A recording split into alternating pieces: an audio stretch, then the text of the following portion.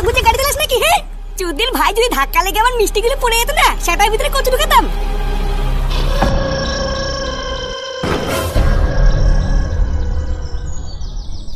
বাড়া কান খুলে ভালো করে শুনে রাখো, একটা রান্নার জন্য বাজ না হয়। মন দিয়ে সাবধানে আস্তে আস্তে রান্না করবা, আর যদি কিছু লাগে তাহলে আমাকে বলবা। আমার বন্ধুর জন্মদিন বলে কথা, যারা খেতে আসবে তারা যেন খুব বদনাম না করে, এই বলে দিলাম। আরে ঠিক আছে, আমরা যখন চলে এসেছি অত চিন্তা করছো কেন? আমি আর পচা মিলে খুব সুন্দর করে রান্না করব, তুমি চিন্তা করো না। হ্যাঁ সুন্দর হলেই ভালো, না হলে কিন্তু এক টাকাও দেবো না, এই বলে দিলাম। পল্টু কাকা।